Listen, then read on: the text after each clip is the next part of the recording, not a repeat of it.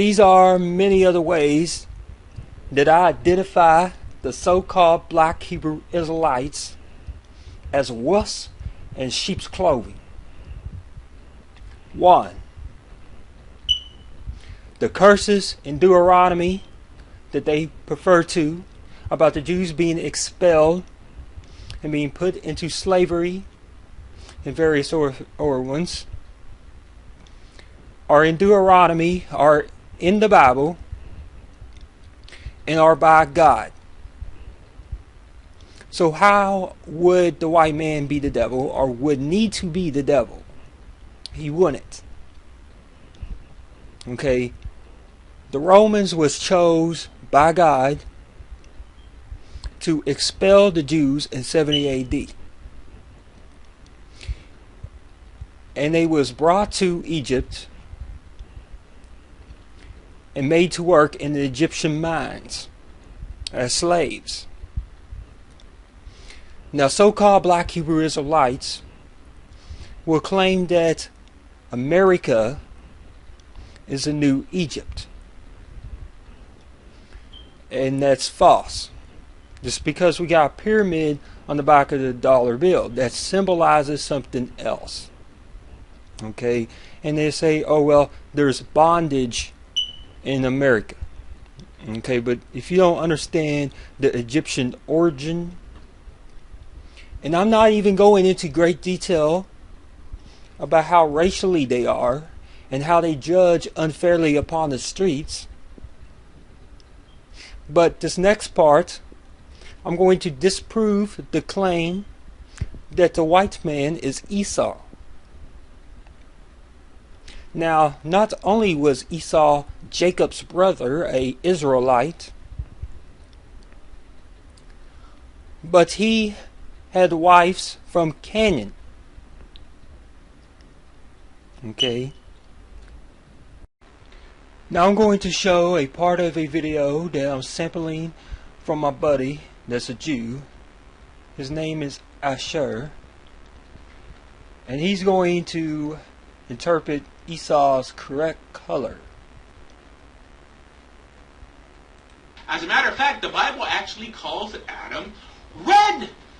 Now, black Hebrew Israelites will tell you that it's not really red, but rather he was created from the dust of the ground, so that makes Adam the color of rich soil, which is black. But that's not really the case, because it seems that the Bible knew that someone would make that silly argument and even named Adam red.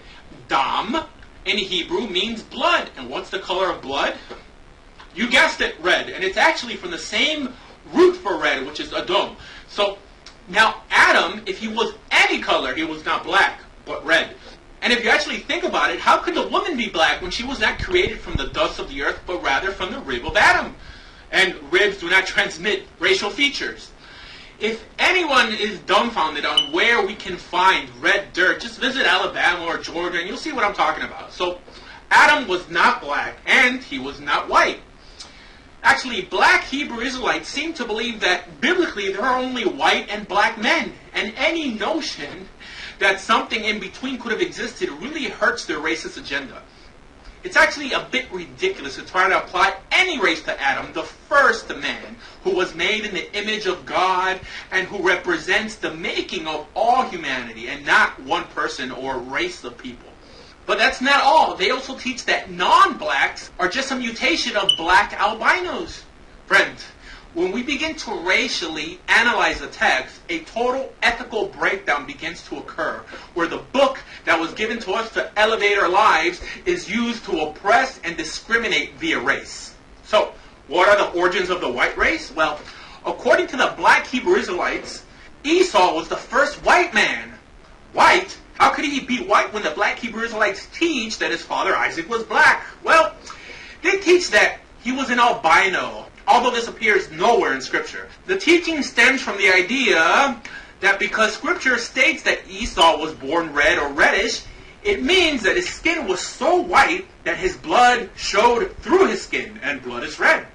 Now, this is a ridiculous doctrine, because we see that when Adam is called red, they say he was black. But when Esau is called red, they say he was white, even when both cases use the same Hebrew root word for red.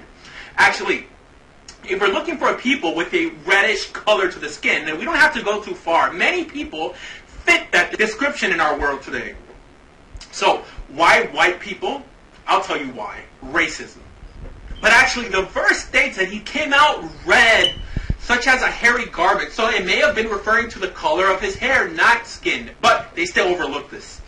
Now, I really don't care what color Esau was. But we do know that Esau was the father of what became the Edomites. And for someone to pin a race on one of Israel's enemies just to label the members of that race with having an evil background is just wrong.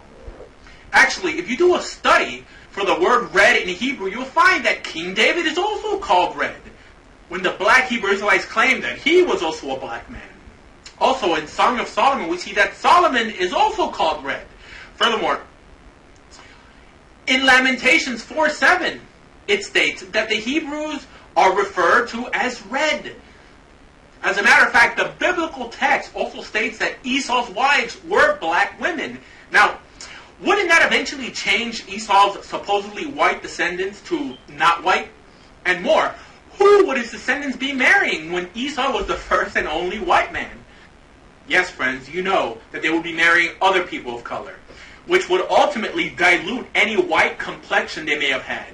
Now, in respect to the biblical Edomites, the descendants of Esau, Scripture teaches that Obadiah the Edomite saved the prophets who King Ahab of Israel was trying to kill. He hid them and fed them. Now, according to tradition, he is the same individual as the prophet who wrote the biblical book of Obadiah after he converted to Judaism. Yes, converted to Judaism. It's a biblical concept, even though the black Hebrews do not believe in it. Scripture even teaches us that we are to respect Edomite converts. Edomite converts. Well, that's kind of hard to do when black Hebrew Israelite theology teaches that one cannot convert to be an Israelite. Now, who are you going to believe? The black Hebrew Israelites or the Bible? And even more, biblical history teaches us that the Edomites were also known as the Idumeans, who all eventually converted to the Jewish religion. So what the heck are they talking about? Now, black Hebrew Israelites also teach that when Exodus 4 states that Moses put his hand into his bosom and he pulled it out and it was white, it's just another proof that Moses had to be black. Well, friends, you don't have to be a genius not to assume that this does not teach that Moses had to be black in order for the whiteness to show on his hand. Have any of you Israelites ever left the streets of the U.S.? Have you ever traveled to the Middle East and seen the color of the people there? Now tell me, do they have to be black to make the verse make sense? Furthermore, the black Hebrew Israelites also use Lamentations 5:10, where they say it states, "Our skin is black," but surprisingly leave out the rest of the verse when properly translated states, "Our skin has become as hot as an oven because of the burning of the famine." Hot, my friends, not black. They will say, well, it may be hot like a furnace. And what color is a furnace? Well, it's black. Friends, a furnace may perhaps be black, but not in reference to this verse, which is stating that hot here is due to the famine. There is no reference to a color, but rather the temperature of the skin. But again, they fail to read the verse in its entirety. And the black Hebrews also use Amos 9:7, which reads, "Are ye not as children of the Ethiopians unto me, O children of Israel?" But again, friends, they fail to read the verse in its entirety. It states, "Are ye not as the children of Ethiopians unto me, O children of Israel, saith the Lord? Hath not I brought up Israel out of the land of Egypt, and the Philistines out of Kaphtor, and the Syrians out of Kir?" You see, this verse is clearly not speaking about the color of the Hebrews, but rather of the greatness of our God. Clear as mud? Furthermore, they use Jeremiah 14, verse 2, which states, "Judah mourneth, and the gates thereof of languish. They are black unto the ground, and the cry of Jerusalem is gone up." Friends, it will help these black Hebrew Israelites if they studied Hebrew as much as they used foul language. Because here, the word kadru does not mean black, but it's synonymous to mourning, to grow black. Literally, to sit on the ground and apply ashes to one's head. We also see that Miriam, Moses' sister, was cursed because she grumbled against Moses for having married an Ethiopian woman. This was obvious one of the Bible's first displays of bigotry.